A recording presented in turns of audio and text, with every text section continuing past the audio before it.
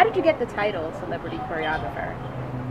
Wow, it's kind of crazy because I kind of came up with that name for myself because, you know, I had the Instagram name at David Sincere Aiken, but I wanted another platform to post more videos and less of like my personal life. So I was trying to think of names, and then I was like, you know what? Celebrity Choreographer, because I choreograph for a lot of celebrities. And then I second guessed myself because I was like, people are gonna be like, he's calling himself a celebrity and it's kind of narcissistic, but hey, I'm a lyricist, a rapper, and I'll take it. You know what I mean? I'll take the name Celebrity Choreographer as for being a choreographer that choreographs for celebrities and getting my name out there to be a celebrity. So that's how the name came about. What are some things that separates you from other choreographers?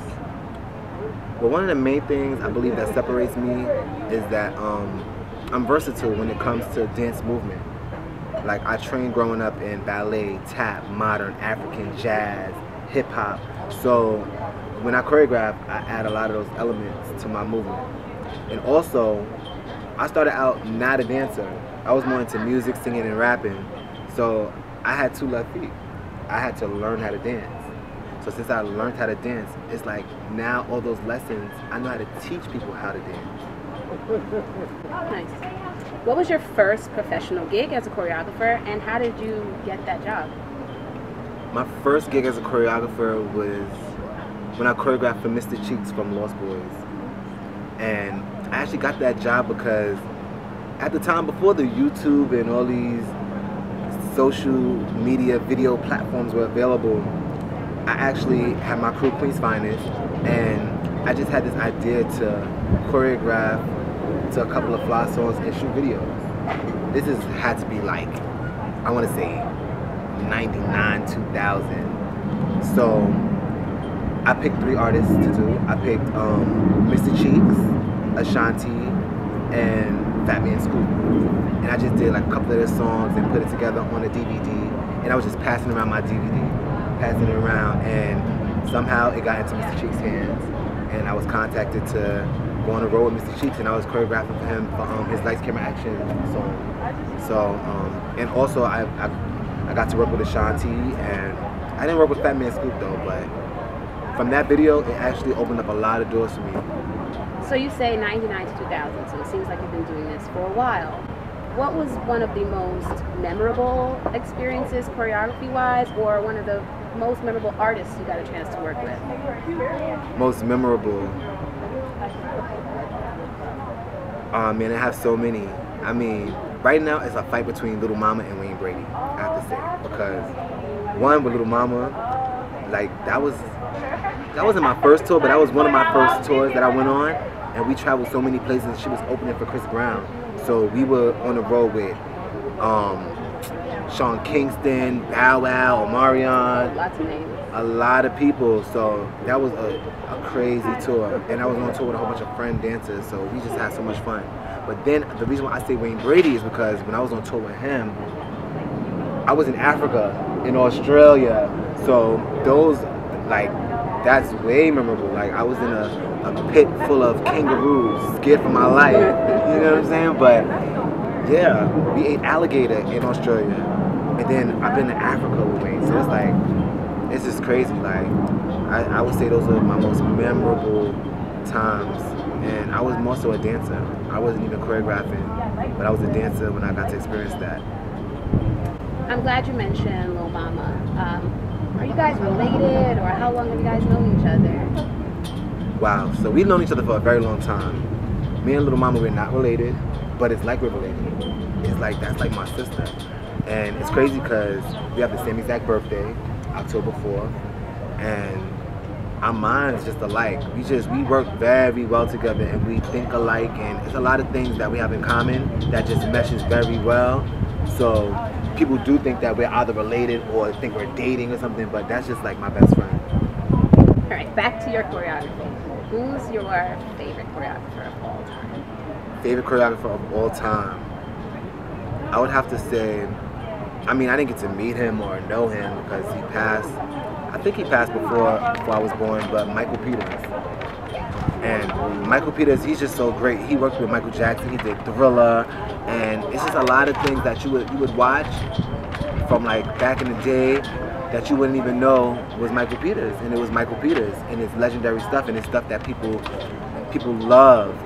And yeah, Michael Peters has to be my favorite of all time. But I love Bob Fosse, Fred Astaire. It's like I like to add to hip hop. I like to add theatrics and jazz and tap. So those are like my favorite set of choreographers. You've taken your choreography for music videos into movies. How was it like working on the Get On Up movie? Get On Up.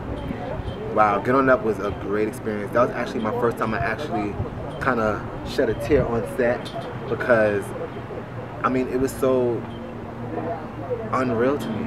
I was choreographing, well not really choreographing, but I was working with the late NELSAN ELLIS, who just passed. I was working with him because he needed a dance coach for the movie, and it was James Brown movie. Come on, James Brown's the godfather of funk and dance, you know? So that was just like a crazy experience. What's your most memorable moment working with the late NELSAN ELLIS?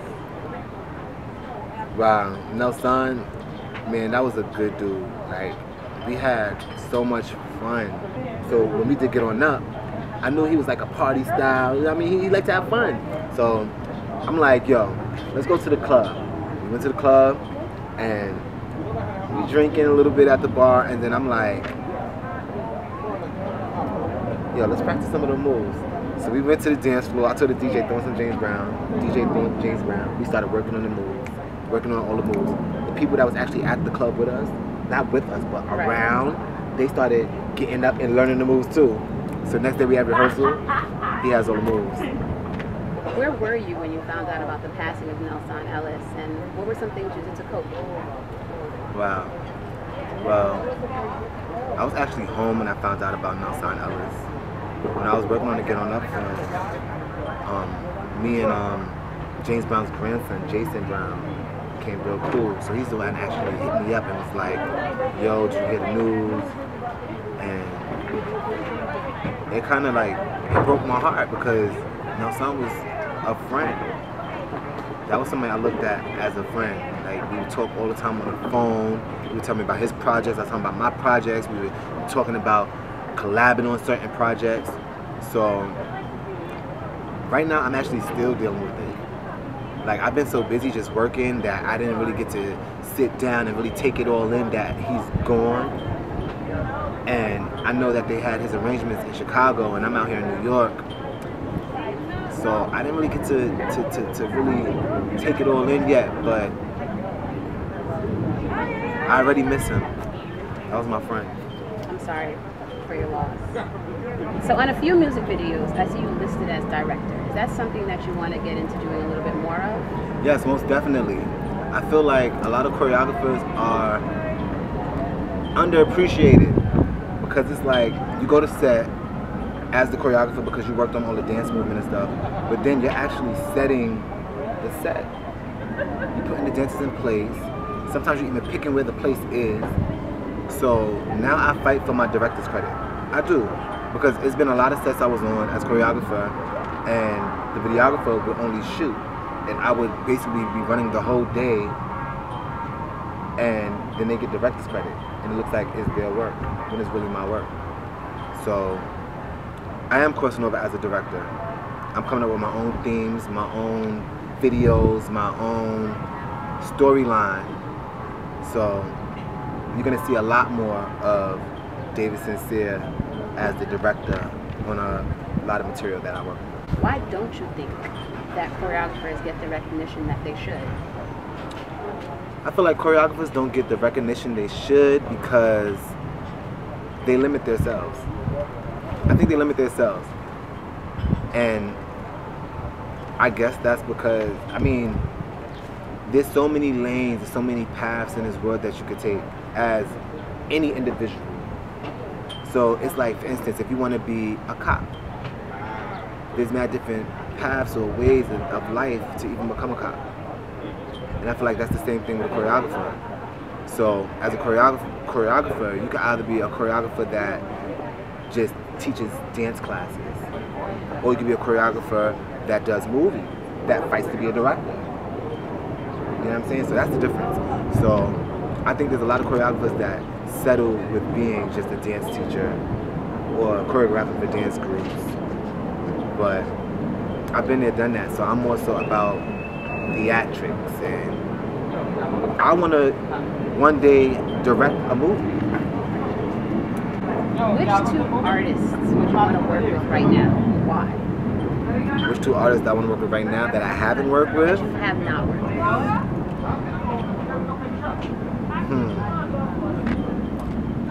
I would love to work with. There's so many that I would work with. I would love to work with Missy Elliott, of course. Oh. Of course, Beyonce. I mean, I worked with her a little bit, but I would love to work with her on a way grander scale. That's the word. Grander. Larger scale. I would love to work with Beyonce on a way more larger scale if I could. But I like to work with a lot of new artists. So with that being said, A Boogie, Cardi B, you know, there's a lot of new people I want to work with. Bryson Tiller, Tory Lanez. How do you stay consistently working? I guess it's about just the lifestyle I choose to live. Like, cause when I don't have a job or on a gig, I create my own. Like, I'll have my own video sets. I'll have my own dance classes. I'll have my own work. So with me just working like that in my life, I feel like it just comes back to me like that. So I just keep getting work, because I'm always just working to get work. When people criticize you or say things or say negative things about your work, how do you deal with that? Well, I used to get really, really upset. I used to want to get on Facebook and Instagram and go off, but I don't do that. I don't. I actually learned that people are very sometime-ish. So somebody could be your friend and they'll love your work to death. But then once they're not your friend anymore, all your work is whack to them. So I don't even do it for the people anymore. I do it for me. I do it for the art. I do it for the legacy. So at the end of the day, if you're not that close to me, your opinion, I take it lightly. Unless it's something that somebody's really telling me that I could really understand and it really be like, no, I actually feel you. But if it's just some negative stuff that people are saying, I know that they just probably jealous or mad that they're not doing what I'm doing. So I just keep it moving. All right, speaking about all the negative things that people have to say, we've all heard of rap beef. Is there a such thing as choreographers or dancers beef? Oh yeah. Oh yeah. What's that like? Definitely. I mean, dancers beef all the time and want to battle and talk mess online, and choreographers mad that somebody stole their step. Yeah, it's definitely dance and choreography beef. But it's like, it's almost like you have to rise above it. You know, because at the end of the day, we're all after the same thing. And we're all gonna get our piece if we stay consistent. So I try not to really get into that. When I do see my name in some beef like that, I kind of just ignore it and keep it moving, because I know that at the end of the day, people act off of emotions. They act off of now. So they may be mad right now and they want to say something about somebody right now, but then later on they're changing their whole mind up because they really like the person. Because people are so sometimes, you know. What would be your professional advice for someone in the first steps to becoming a professional choreographer? First steps of becoming a professional choreographer, first become a professional dancer. That is my advice, because a lot of choreographers have no training, or like they train only in one skill. And there's choreographers like me that are versatile, that trained in so many different genres that you can't compete with me if you only trained in hip hop. Because I'm gonna twirl on you. I'm gonna do a leap. Right. So at the end of the day, it's all about your training. So you have to train as a dancer first. Learn different styles. Learn the art. Do your research. look up older choreographers that did plays and movies and musicals, because right now I feel like everyone's dancing like robots. Everyone is just doing steps, steps, steps, but it's not about the steps all the time. Sometimes it's about the scenery, where you're at. It's about how you move from one space to another space and what you do within that time of that movement. So yeah, you have to train. To be a professional choreographer, you have to train, or you'll get 1 or 2 jobs and then it'll be a wrap.